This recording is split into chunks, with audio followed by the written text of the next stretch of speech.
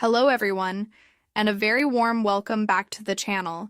I'm delighted you're joining me today for another B2 English listening and comprehension practice video. These videos are specifically designed to give you extended exposure to spoken English at a natural pace, helping you to refine your listening skills, broaden your vocabulary, and become more comfortable with the nuances of native speech. At the B2 level, we're working with more complex ideas in language, so focus on understanding the overall meaning and key details. Don't worry if you miss a word or phrase here and there. Consistent practice is what matters most. Today, we're going to explore a vast and incredibly diverse topic: the geography of the United States. The U.S. is a massive country spanning a continent, and its landscapes vary dramatically from coast to coast and from north to south. Discussing the geography of such a huge area is a big undertaking, and I should state right up front, I am by no means a professional geographer or an expert on this subject. My knowledge comes from living in and traveling to certain parts of the country, reading about other areas, and general learning. So please don't quote me as an authoritative source on any of this. What I'll share with you today is a general overview and my personal perspective on some of the different geographical regions of the United States, based on the limited knowledge and travel experience that I do have. Given the size of the U.S., it's difficult to talk about its geography without dividing it into regions. Different people and different sources define these regions slightly differently, and the boundaries can be blurry. But we can generally talk about major areas that share similar geographical characteristics. Of course, I haven't had the opportunity to visit most parts of this huge country, so I won't be able to give you detailed, first-hand accounts of every place. I'll focus on the regions I know something about or find particularly interesting, and, as the original script suggested, I'll skip over what I simply don't know much about. Let's start with the region that I know best, the one I grew up in and still consider my home region, the Southwest. Now, I'm absolutely biased because this is my home, but in my personal opinion, the Southwest is one of the most visually stunning and geographically interesting regions in the U.S. I'm sure very few other people, especially those who prefer lush green landscapes or bustling cities, might agree with me wholeheartedly, primarily because a large portion of this region is made up of desert. The Southwest typically includes states like Arizona, New Mexico, Nevada, Utah, and parts of California, Colorado, Oklahoma, and Texas. Within this vast area, there are different types of deserts: high deserts, low deserts, hot deserts, colder deserts. The most well-known are probably the Sonoran Desert, spanning parts of Arizona, California, and Mexico, the Mojave Desert, covering parts of California, Nevada, Arizona, and Utah, and the Chihuahuan Desert in New Mexico, Texas, and Mexico. These deserts are far from empty expanses of just sand. They have unique ecosystems, resilient plant life like cacti and succulents, and specialized wildlife adapted to arid conditions: lizards, snakes, roadrunners, coyotes, and many types of birds and insects. My hometown, San Diego in Southern California, is often classified geographically as having a Mediterranean climate with semi-arid characteristics. It's located right on the coast, so it benefits from the Pacific Ocean's influence, which moderates the temperature. While it's not typically considered part of the major adjacent deserts like the Mojave or Sonoran, it definitely has a climate that shares some desert traits, particularly in its lack of frequent rainfall. We have very dry summers, and most of our rain falls in the winter months, but the total amount of rain in a year is relatively low compared to other parts of the country. The terrain in and around San Diego is also quite varied, with a lot of hills, canyons, often called valleys in the local context, and coastal mesas, flat-topped hills with steep sides. This hilly topography helps to create microclimates and adds visual interest to the landscape. The combination of the coastal influence and the hilly terrain helps to keep the temperature in a relatively good range. It doesn't typically get extremely hot right by the coast, although inland areas can experience much higher temperatures. But away from the immediate coast, large parts of the Southwest are definitively classified as true desert terrain. These are the landscapes characterized by extreme heat, very low rainfall, sparse vegetation, and often dramatic geological formations. Think of the iconic images of the American West. Vast open spaces, rugged mountains, towering rock formations, deep canyons. Much of this is found in the Southwest deserts. The reason I say that the geography of the Southwest is my favorite is purely subjective. I have always found the American desert landscape to be profoundly beautiful. It's not a conventional beauty, perhaps, like a lush green forest or a sparkling blue lake. The desert's beauty is often stark, raw, and exists on a grand scale. It can feel empty and desolate, but also peaceful and incredibly powerful. I find it hauntingly beautiful because there's a certain melancholy or intensity to the vastness and the visible struggle for life in such an arid environment. There are, undoubtedly, a lot of stretches of the Southwest that might appear plain, barren, or even ugly to some observers, just flat, dry ground with scrubby bushes for miles. But then there are countless places where you can witness naturally beautiful desert terrain that is absolutely breathtaking. I'm talking about places like the Grand Canyon in Arizona, a mile deep, about 1.6 kilometers gorge carved by the Colorado River over millions of years, exposing layers of rock that tell the geological history of the Earth. Or places like Monument Valley, on the Arizona-Utah border, famous for its towering sandstone buttes, isolated hills with steep, vertical sides that rise dramatically from the desert floor, iconic symbols of the American West often seen in movies.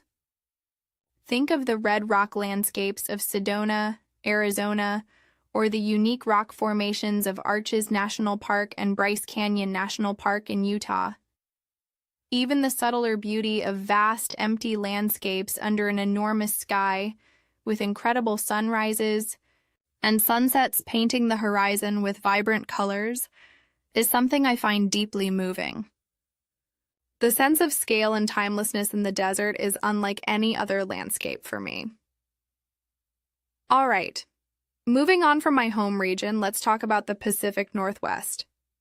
I had the chance to live in this region for a couple of years when I was in college. I attended university in Oregon, which is one of the main states in this region, along with Washington. The Pacific Northwest also includes Idaho and often parts of western Montana and the northernmost parts of California, depending on how you define it.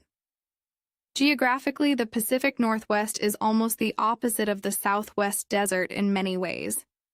It is known for its abundant rainfall, especially west of the Cascade Mountains, its dense and expansive coniferous forests, and its impressive, often snow-capped volcanic mountains. This region is arguably the most foresty region of the entire country, with vast areas covered by towering evergreen trees like Douglas firs, spruces, and cedars. Walking through these forests is a completely different experience from the desert. It's cool, damp, quiet, except for birdsong and the rustling of leaves, and filled with the scent of pine and damp earth. The sheer scale and density of the forests can feel immense and ancient. The Cascade Range is a major mountain range that runs north-south through Washington and Oregon, featuring several prominent volcanoes, some of which are still active, like Mount St. Helens in Washington, famous for its 1980 eruption. Peaks like Mount Rainier, Washington, Mount Hood, Oregon, and Mount Shasta, California, are major geographical landmarks, often covered in snow year-round at their summits and home to glaciers. These mountains influence the climate significantly, creating a rain shadow effect. The areas west of the Cascades receive abundant rainfall, while the areas to the east are much drier and more arid. The coastline of the Pacific Northwest is also rugged and dramatic, with rocky cliffs, sea stacks, isolated rock columns in the sea, and long, often windswept beaches. Further inland, the region has powerful rivers like the Columbia River, which forms much of the border between Oregon and Washington, carving through the mountains and creating impressive gorges. Living in Oregon for those couple of years gave me a real appreciation for the unique geography of the Pacific Northwest. I experienced the famous liquid sunshine, the constant rain or drizzle that keeps everything so green and lush.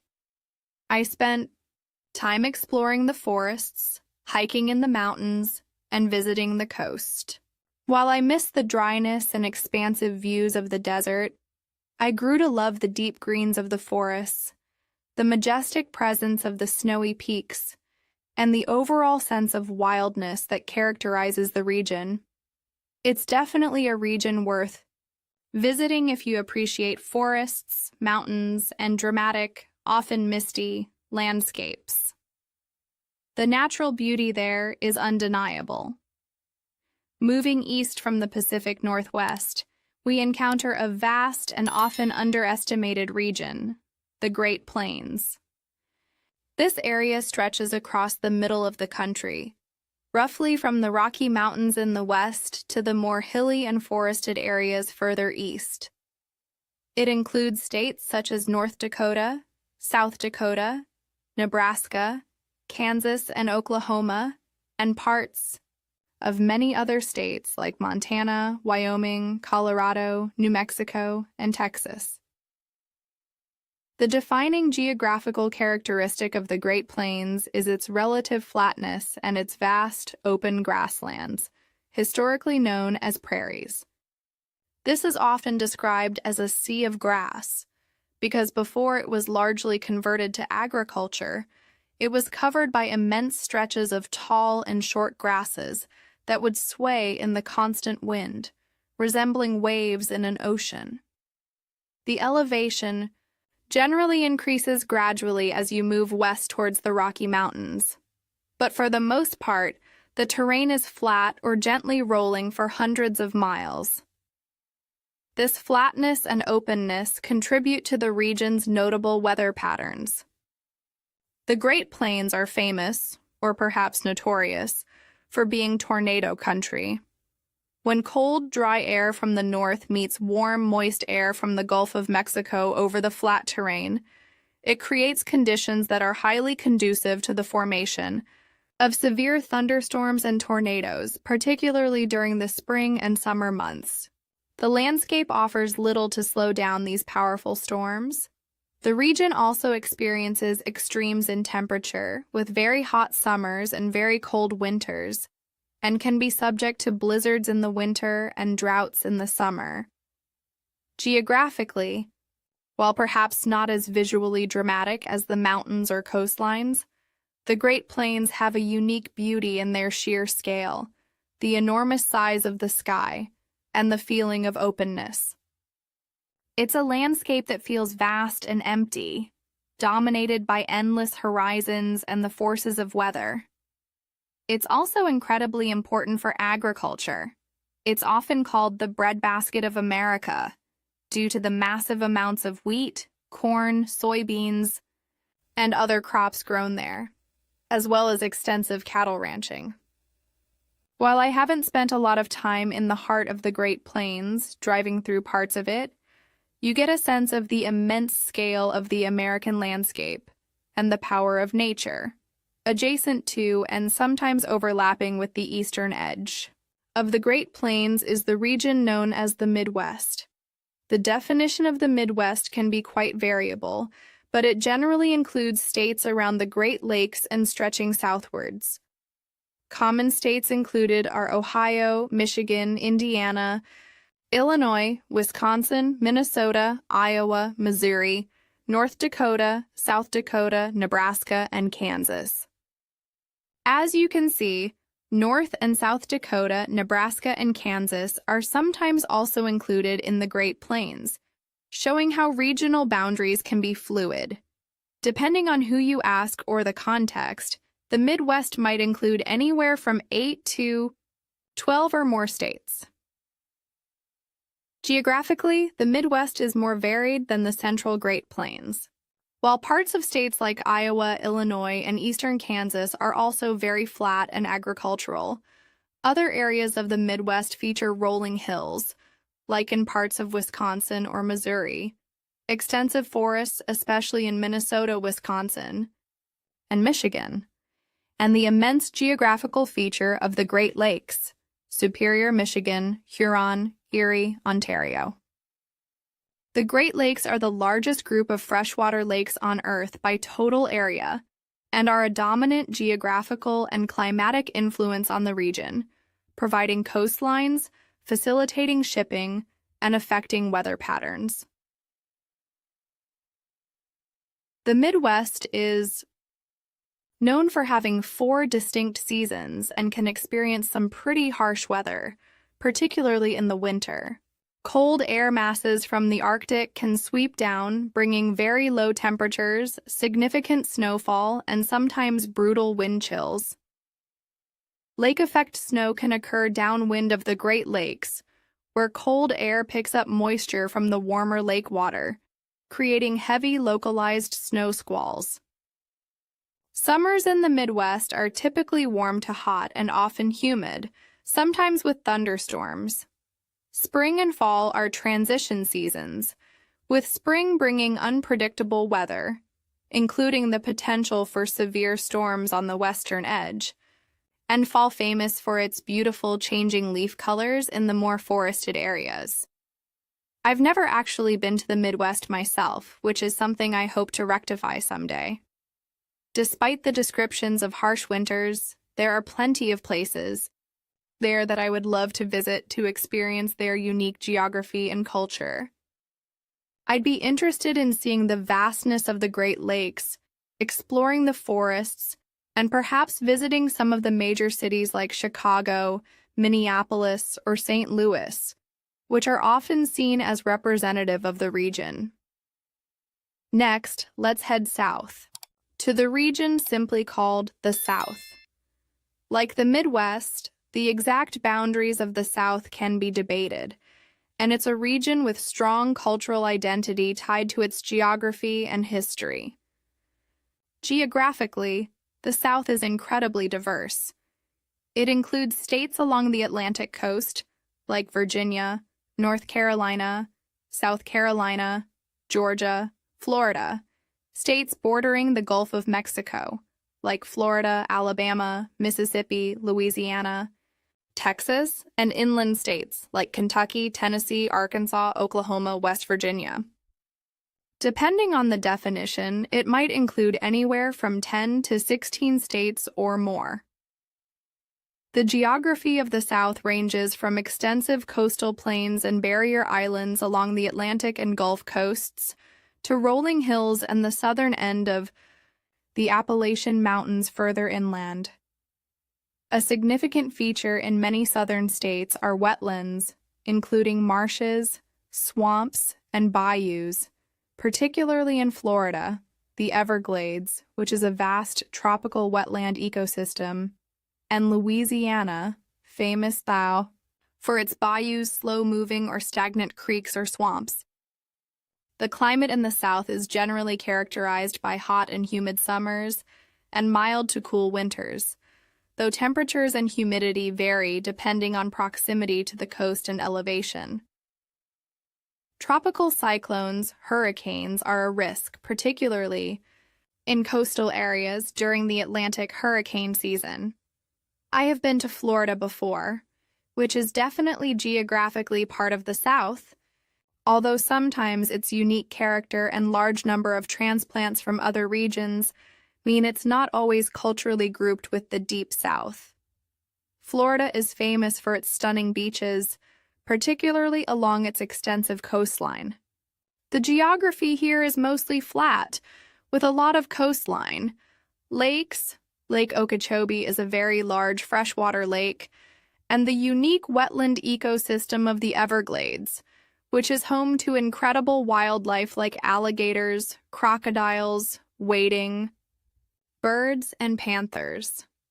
As I mentioned, the weather there is hot and humid, especially in the summer. The rest of the southern states are relatively foreign to me in terms of personal travel experience. I know about geographical features like the Smoky Mountains, part of the Appalachians in Tennessee and North Carolina, the Mississippi River, Delta in Louisiana, and the extensive pine forests in many states, but I haven't experienced them firsthand. I really want to take a road trip through the South at some point to see the varied terrain, experience the different climates, and explore the distinct landscapes and cultures within this large region. You really do have all kinds of terrain in the South, from mountains and hills to flat plains, forests, and vast wetlands. Heading north along the Atlantic coast, we arrive at the Northeast region. This is another historical and densely populated region, including states like Maine, Vermont, New Hampshire, Massachusetts, Rhode Island, Connecticut, New York, Pennsylvania, and New Jersey. The geography here is varied, featuring a rugged coastline, rolling hills, and the northern reaches of the Appalachian Mountains, including ranges like the Adirondacks and White Mountains. The Northeast is known for having very distinct seasons. Summers can be warm and humid, but they are generally shorter than in the South. The region is famous for its beautiful autumns, where the leaves of deciduous trees in the extensive forests change color to vibrant reds, oranges, and yellows before falling. This fall foliage is a major tourist attraction. Winters in the Northeast can be pretty harsh, known for cold temperatures, significant snowfall, and nor'easter storms that can bring blizzard conditions and coastal flooding. If you ask someone who has lived in the Northeast about their winters, they will definitely tell you about the snow and the cold. Spring brings a transition with melting snow and blooming flowers. Geographically, the Northeast packs a lot into a relatively smaller area compared to the vastness of the West or the Plains. You have major metropolitan areas like New York City, Boston, and Philadelphia situated along the coast or major rivers, but just a short drive away, you can find yourself in mountains, forests, or charming rural areas. The coastline varies from sandy beaches in places like New Jersey and Cape Cod, Massachusetts, to rocky, indented coastlines further north in Maine. The Appalachian Trail, a famous long-distance hiking trail, runs through many of the region's mountainous areas. The Hudson River in New York is another important geographical feature. Finally, let's talk about the two states that are geographically separated from the continental U.S., the contiguous 48 states, Hawaii and Alaska. These are both incredibly unique geographically. Hawaii is a state located in the middle of the Pacific Ocean, consisting of a chain of volcanic islands. Geographically, it is defined by its volcanic origins, with dramatic volcanic landscapes, both active and dormant volcanoes, lush tropical rainforests, especially on the windward sides of the islands which receive more rain, stunning beaches, famous for surfing, and diverse marine ecosystems surrounding the coral reefs. The climate. is tropical, warm year-round with distinct wet and dry seasons. Each island in Hawaii has its own distinct geographical character, from the active volcanoes of the Big Island, Hawaii, to the famous beaches of Oahu, the lush valleys of Kauai, and the volcanic crater of Maui. It's a place defined by mountains, rising directly from the sea, surrounded by vibrant blue ocean. Alaska is the largest state by area and is located in the northwest corner of North America, bordering Canada and facing the Arctic and Pacific Oceans.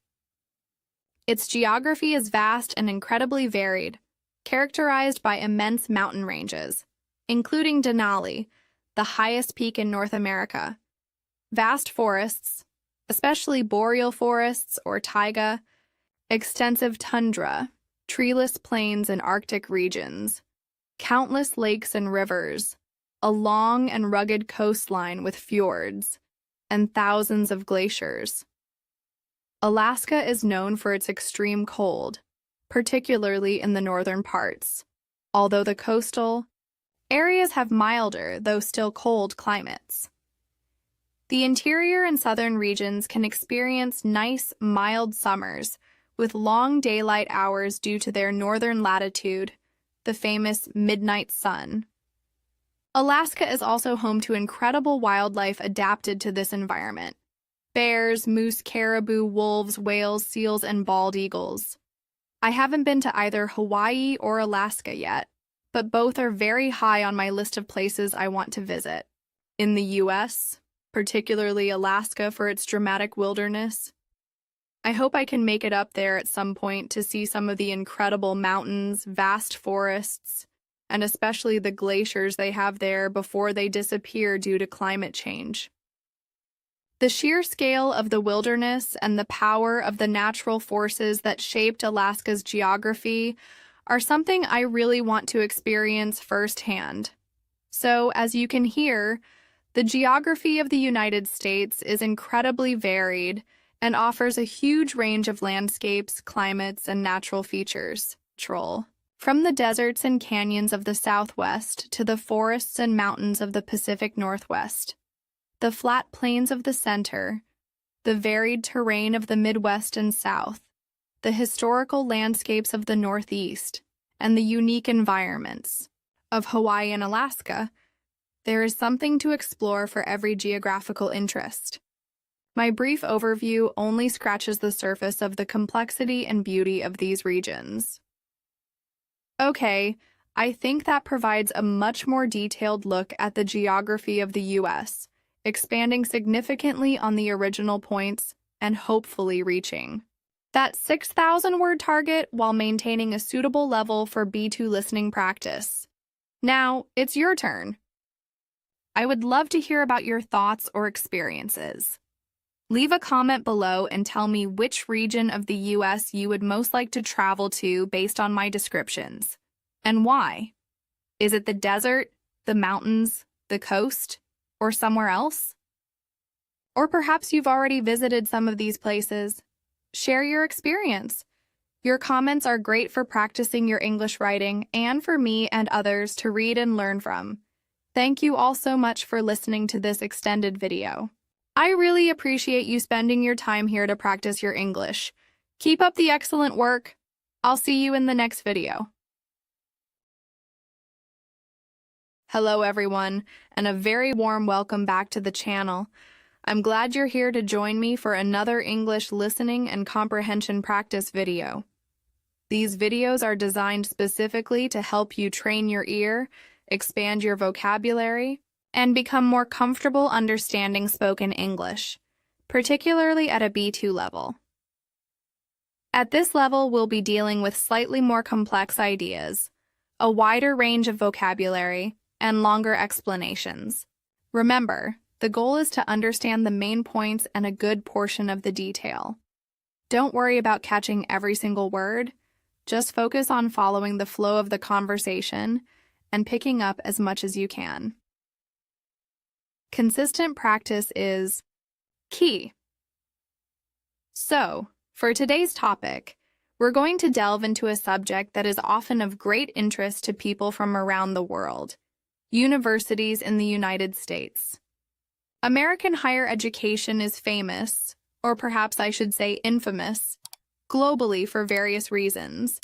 Many of you listening might have thought about studying in the US, maybe for a bachelor's degree, a master's, or even a PhD.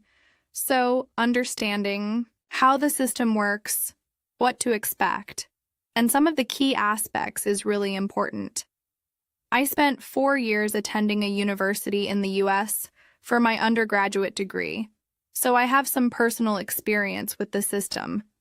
Although it has changed somewhat since I was a student, I can offer you some insights based on that. Let's start with some of the fundamental things you need to know about American colleges and universities. First things first, a point about terminology that often causes confusion for people from other countries. In the United States, we use the word college and the word university often interchangeably, especially in casual conversation. You might hear someone say, "I'm going to college," when they are attending a large institution that has colleges within it, like a college of arts and sciences, a college of engineering, etc., and also offers graduate degrees, masters and PhDs, which technically defines a university. Or you might hear someone say, "I attended university," when they went to a smaller liberal arts institution that only offers bachelor's degrees, which would technically be called a college in many other parts of the world. Most of the time, in everyday American English, saying college or university refers to the same general concept: a 4-year institution of higher education that you attend after high school to get a bachelor's degree. While there are technical distinctions, universities typically have graduate programs and colleges often don't. Universities are usually larger. These distinctions are often blurred in common usage. So, if you hear an American use either word, they are most likely talking about pursuing a bachelor's degree after high school. This is definitely not the case in many other countries. I'm sure if you go to the UK, for example, you'll hear people use these words very differently, with university being the standard term for degree-granting institutions after secondary school, and college often referring to other types of post-secondary institutions or sometimes colleges within a university. The same is true in Australia and many other countries. But since I'm American, I tend to use the word college more frequently than university when talking about my own undergraduate experience or the general concept of getting a 4-year degree, even if the institution was technically a university. Just be aware that we use them quite flexibly. Now, let's talk about something that is often the biggest concern and the most significant barrier for many prospective students, both American and international: the cost of attending a 4-year university in the U.S. There's no getting around it. American higher education, particularly at the 4-year level, is notoriously expensive. Before we even get into the average costs, it's crucial to understand a distinction that affects the price significantly for American students: the difference between in-state and out-of-state tuition. What exactly am I talking about here? Well, public universities in the U.S. are funded, at least in part, by the individual states. Because residents of that state and their parents, through taxes, contribute to the funding of these public institutions, students who are legal residents of the state where the university is located pay a lower tuition fee. This is called in-state tuition. If you decide to attend a public university in a state where you are not a legal resident, meaning you live in a different state within the U.S., or you are an international student, as international students are generally not considered residents of any U.S. state, you will pay a higher tuition fee. This is called out-of-state tuition. This distinction makes a massive difference in the cost of attending public universities. Let's look at some average numbers to really underscore this point. Keep in mind these are just averages for the 2023-2024 academic year, and can vary greatly depending on the specific university. The average in-state tuition and fees for a four-year public university in the U.S.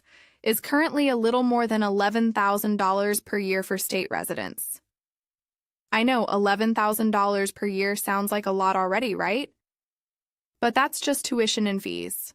When you add in the cost of room and board, housing and food on campus, books, supplies, transportation, and personal expenses, the average total cost for an in-state student at a public university rises to over $26,000 per year. Now, let's compare that to out-of-state tuition. The average out-of-state tuition and fees for a four-year public university in the U.S. is currently around $27,000 per year.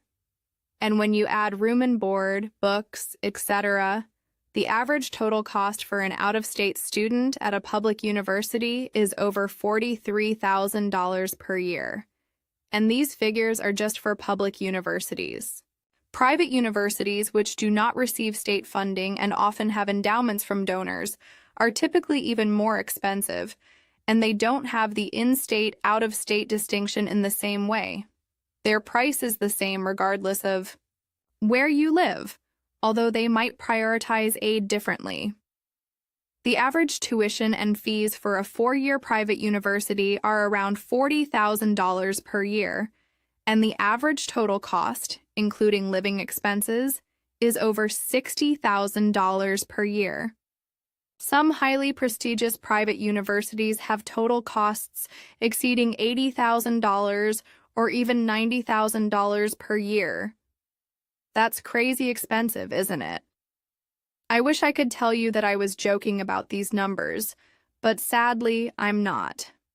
This is the reality of the listed price, often called the sticker price, of going to college in the U.S. for many students.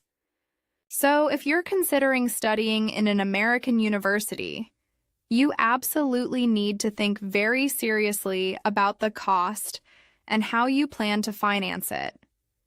You might be wondering, understandably, how on earth people can afford to pay these astronomical tuition costs and living expenses year after year. It's a question many Americans ask themselves too. The simple answer is, often they can't pay it all out of pocket from savings or current income. The primary way that many students and families finance a U.S. college education is through financial aid and, most significantly, student loans. Financial aid can come in several forms. There are grants and scholarships, which are essentially free money awarded based on financial need. Grants, or academic, athletic, other merit scholarships. This money does not have to be paid back, which makes it incredibly valuable. However, the amount of grant and scholarship money a student receives can vary greatly depending on the university, the student's circumstances, and their academic achievements. It often doesn't cover the full cost of attendance, especially at more expensive institutions. This is where student loans come in. A student loan is a sum of money that is lent to a student, or sometimes their parents, specifically to pay for educational expenses. These loans can come from the U.S. government, federal student loans, or from private banks and institutions. On the surface, it sounds like a great solution, right? You get the money you need to pay for college now, even if you don't have it. But here's the catch, and it's a very big catch. After you graduate, or sometimes even if you don't finish your degree, you have to pay back all the money that was lent to you. And not just the original amount. You also have to pay back interest. Interest is an additional fee charged on the loan amount, which accrues over time. This means the total amount you have to repay is significantly more than the amount you originally borrowed. Federal student loans often have relatively lower and fixed interest rates compared to private loans, but interest still adds up. Private student loans can have variable and much higher interest rates, making them riskier. The result of this system is that after students graduate from college, a vast number of them are burdened with significant amounts of student loan debt. The average student loan debt for a bachelor's degree recipient in the U.S. is currently in the tens of thousands of dollars, and many graduates owe much more, sometimes over $50,000 or even $100,000, depending on the cost of their university and the length of their studies. Paying back these student loans can take many years, sometimes even decades, depending on the amount owed and the repayment plan. Graduates might spend 10, 20, or even 30 years making monthly payments towards their student debt. This debt can impact their ability to save money, buy a house, start a family, or pursue certain careers. It's a major financial and psychological burden for millions of Americans and is often referred to as the student loan debt crisis in the U.S. So, while student loans make it possible for many to attend college, they come at a very high long-term cost. College in the U.S. is unbelievably expensive, and the way it's financed creates significant challenges for graduates. All right, let's shift gears from the financial aspect to the educational structure and academic experience at American universities. This is another area where the U.S. system can differ quite a bit from other countries. In the U.S., when students apply to a four-year university, they often don't need to know exactly what specific subject or field they want to specialize in for their degree. Students typically have the flexibility to choose their major, the primary subject they want to study, either before they start college or, more commonly, after starting college, usually by the end of their second year. This flexibility exists because of the structure of the undergraduate curriculum. The way this works is that during their first 2 years, sometimes called the freshman and sophomore years, all students, regardless of what they think they might want to major in, are required to take a broad range of general education classes, often referred to as Gen Eds. These requirements are designed to ensure that all students receive a well-rounded education and are exposed to a variety of subjects and ways of thinking before they specialize. Everyone takes more or less the same types of general education classes, although they can usually choose from a list of options within each category. These categories typically include things like mathematics, e.g., algebra, calculus, statistics, English composition and literature, focusing on writing skills, critical reading, and analysis. Humanities, e.g., history, philosophy, religion, classical studies, sometimes art or music history. Social sciences, e.g., psychology, sociology, economics, political science, anthropology. Natural sciences, e.g., biology, chemistry, physics, earth science, often with a lab component. Sometimes foreign language or arts requirements. These general classes are meant to build fundamental skills like critical thinking, writing, and analytical reasoning, and to provide students with a broad base of knowledge across different disciplines. This is why many students don't need to definitively decide on their major until the end of their second year. The first 2 years are essentially a period of exploration and fulfilling these core requirements. You can take introductory courses in various fields that you might be interested in majoring in, while also completing your required Gen Eds. This allows students to explore different subjects, discover new interests, and make a more informed decision about what they want to specialize in for the latter half of their degree. Then, starting in their third year, the junior year, and continuing through their fourth and final year, the senior year, students primarily take classes that are specific to their chosen major. These are more advanced, in-depth courses within their field of specialization. For example, I mentioned earlier that I majored in English. So during my third and fourth years of university, the vast majority of my classes were specifically related to English literature, writing, and language. I would take courses on specific authors, literary periods, genres, critical theory, and advanced composition.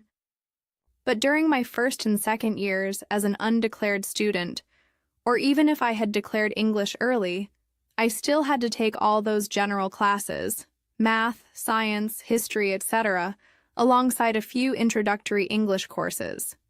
This system is quite different from a lot of university systems in other countries, particularly in Europe and parts of Asia, where students often have to choose a very specific degree program or field of study before they even apply to university, or at least right at the beginning of their first year. In those systems, almost all the courses you take from day one are directly related to your chosen subject. E.g., if you're studying engineering, all your classes are engineering, math, and physics from the start. There's often less emphasis on or fewer requirements for broad general education across different disciplines. The U.S. system's approach of delaying major selection and requiring gen eds has its advantages and disadvantages. On the positive side, it gives students time to mature, explore different academic areas, and make a potentially better decision about their future career path based on real experience with subjects. It also, in theory, produces more well-rounded graduates with a broader base of knowledge beyond their specific field. On the negative side, it can mean that students spend time and money on courses that aren't directly related to their passion, or career goals, and the need to fit in both gen eds and major requirements within 4 years can sometimes limit the number of advanced courses a student can take in their major. It also adds to the total credit hours and thus the cost and time spent in university. Despite these points, the flexibility and the concept of a broad liberal arts education embedded in the gen ed requirements are defining features of the American university system. Another aspect of the educational structure is the system of credits. Each course at a U.S. university is typically worth a certain number of credits, usually between 1 and 4. Most standard academic courses, lectures, seminars, are 3 credits. Science courses with labs might be 4 credits, some physical. Education or introductory courses might be 1 or 2 credits. Students need to take a certain number of credits each semester or quarter, depending on how the academic year is divided, to be considered a full-time student, usually around 12 to 15 credits per semester, meaning 4 to 5 courses. To graduate with I-4, a bachelor's degree, a student typically needs to accumulate a total of around 120 credits over 4 years. The specific requirements for a major involve completing a certain number of credits within that subject area, often including specific required courses and a range of elective courses within the major. Some students might also choose to pursue a minor, which is a secondary area of study requiring fewer credits than a major, or even a double major, completing all requirements for 2 different majors. Let's talk now about the living arrangements, specifically living on campus. This is a very common experience for many American college students, especially during their first year or 2. Most universities, particularly 4-year institutions, have what we call dormitories, or dorms for short. These are buildings located on the university campus specifically designed to house students. They are essentially student residential. Buildings. Dorm rooms are often like small apartments or just basic rooms, but typically they are quite small, especially compared to a standard apartment. The most common setup, particularly for first-year students, is a double room, meaning you share a room with one other student, your roommate. Some dorms might have single rooms, triple rooms, or even suites where several students share a common living area but have separate bedrooms. Bathrooms are often communal on each floor, though some newer dorms might have private bathrooms within rooms or suites. The biggest advantage of living in the dorms is the incredible convenience. Since the dorms are located right on the college campus, it makes it incredibly easy for students to get to their classes, the library, dining halls, campus facilities like the gym or student center, and campus events. You can often wake up 15 minutes before class and still make it on time just by walking across campus. This proximity saves time and transportation costs. Dorm life also makes it very easy to meet other students. You are surrounded by hundreds or thousands of other students, particularly those in your own age group and year. This built-in community makes it relatively easy to make friends, find people to study with, or just hang out. Many universities also have resident advisors, RAs, who are usually upper-year students living on each floor or section of a dorm, whose job is to build community, enforce rules, and help students with problems. However, living in the dorms also has its downsides, and some of these can be significant. The most obvious one is the lack of space and privacy. As mentioned, rooms are often small, and you usually have to share that small living space with another person, your roommate. This means you have limited personal space, and you're constantly sharing your environment. This requires a lot of compromise and consideration for each other's habits, schedules, and preferences regarding things like noise, cleanliness, visitors, and sleep times. Getting stuck with a bad roommate, meaning someone whose habits, personality, or lifestyle clash significantly with yours, can make for a very long and difficult year. I've had some challenging roommate experiences in the past myself, where our living styles or personalities just weren't compatible. It can lead to stress, conflict, and a feeling of not being comfortable or able to relax in your own living space, which is supposed to be your sanctuary. While universities often have procedures for mediating roommate conflicts or even requesting a room change, it's not always easy or possible to resolve issues quickly. Another negative aspect that is often associated with dorm life, particularly for younger students, first and second years, is the potential environment regarding drinking and partying. Dorms, especially freshman dorms, are often notorious for being places where students, many of whom are living away from home for the first time and are now in an environment with less direct supervision, engage in drinking, even if they are under the U.S. legal drinking age of 21, and partying.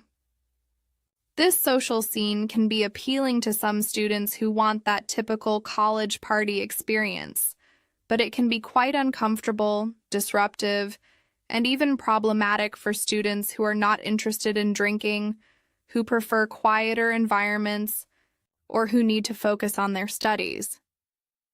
Loud noise, late-night disturbances, and alcohol-fueled behavior can be common in some dorms. While universities have rules against underage drinking and disruptive behavior, these rules are not always strictly enforced, or it can be difficult to control the actions of so many young adults living in close quarters. So, if you are someone who prefers a quiet, sober, and more studious living environment, you might find dorm life challenging, and it's something to consider before deciding to live on campus, especially in your early years.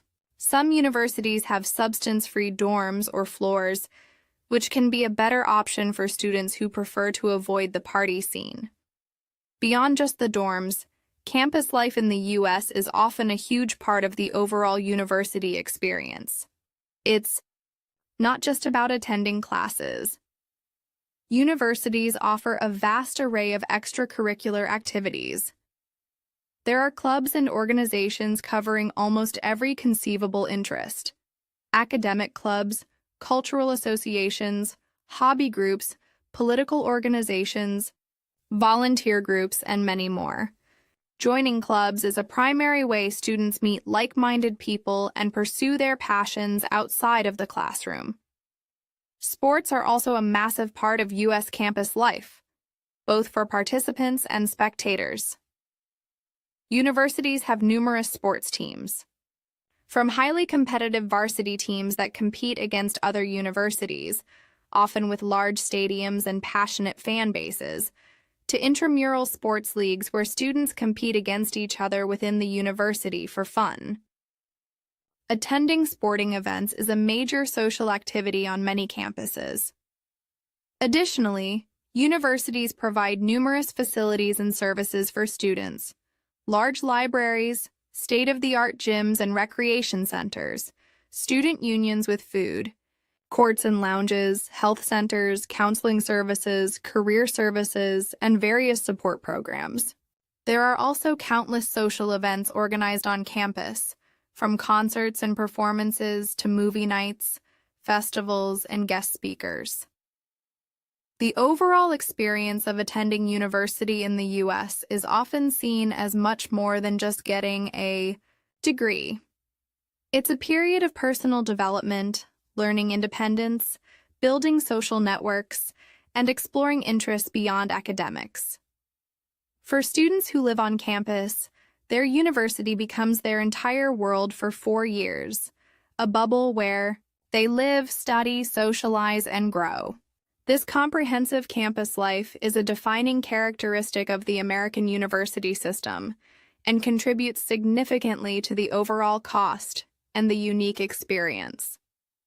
Finally, while getting a degree is the primary academic goal, the process of choosing a university, applying, which is a complex process involving standardized tests like the SAT or ACT, writing essays, submitting transcripts and recommendation letters, financing it, navigating the academics, and experiencing campus life are all integral parts of the journey.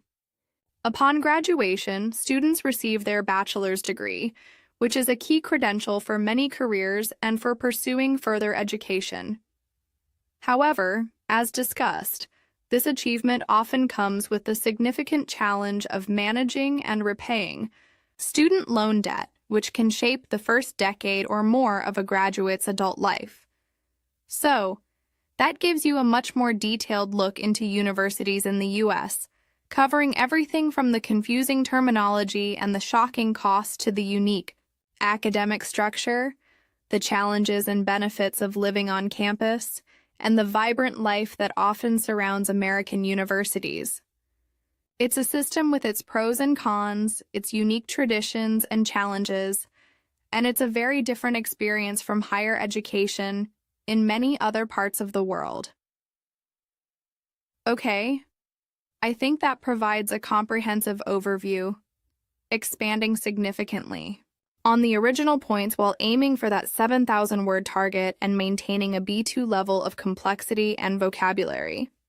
Now, it's your turn. I'd love to hear about the university system in your country. Leave a comment below and tell me what your country's universities are like. How do they compare to what I've described about the U.S.? What are the costs like? How do students choose their subjects? Is living on campus common? And what is that experience like? Or perhaps you have questions about the U.S. system that I didn't cover. Feel free to ask. Sharing your thoughts and experiences is a great way to practice your English writing and reading skills. Thank you so much for listening to this extended practice session. I really appreciate you taking the time to improve your English with me. Keep listening and keep practicing. I'll see you in the next video.